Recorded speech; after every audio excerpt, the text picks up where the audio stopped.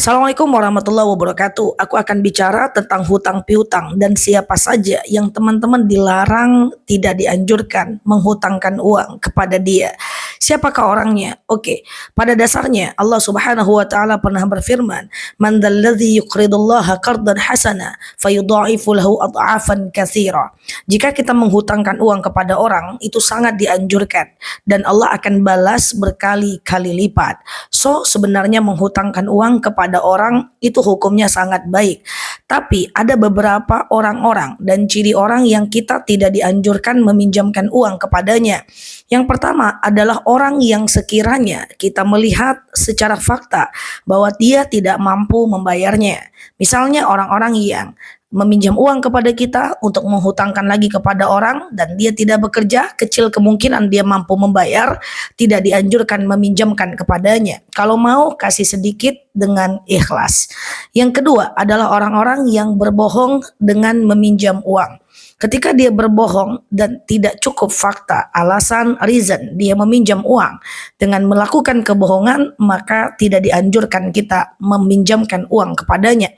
Yang ketiga adalah orang yang kita pinjamkan uang kepada dia untuk menutupi sesuatu yang haram, seperti menutupi hutang ribanya, seperti menutupi hutang rentenirnya. Dia pinjam uang kepada kita untuk membayar perlakuan atau hutang-hutang yang lainnya, atau dia meminjamkan uang untuk judi, atau dia meminjam uang untuk hal-hal yang sifatnya maksiat, seperti dia ingin pergi ke tempat-tempat maksiat dan seterusnya. Hutang dalam nomor 3 ini adalah sangat tidak dianjurkan dalam agama Islam. So, sebenarnya 3 itulah hal-hal yang kita tidak dianjurkan untuk meminjamkannya. Pertama tadi kepada orang yang tidak mampu bayar kemungkinannya, kedua orang yang berbohong, yang ketiga adalah orang-orang yang meminjam uang untuk kebutuhan yang mengarahkannya kepada kesalahan.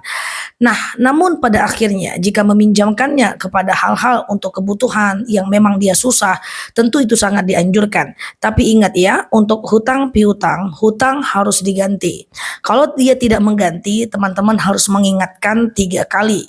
Kalau tidak diingatkan tidak juga mengganti, maka teman-teman punya 2 cara. Pertama, diikhlaskan, maka kita dapat pahala. Yang kedua, tidak diikhlaskan, tidak masalah. Nanti Allah akan menjadi hakim yang paling adil ketika berada di yaumil akhir.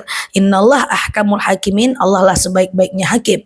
Kalau teman-teman ikhlaskan, dapat pahala. Kalau tidak diikhlaskan, nanti dapat pahalanya di yaumil akhir, di yaumul hisab. Saat kita mau berada pada hari yaumul hisab, maka dia akan memberi kita pahalanya untuk mengganti hutangnya di dunia. Terima kasih telah menemani. Nela Luki di sini. Like, share video saya ini, follow kanal saya ini, dan sampai paham. Assalamualaikum warahmatullahi wabarakatuh.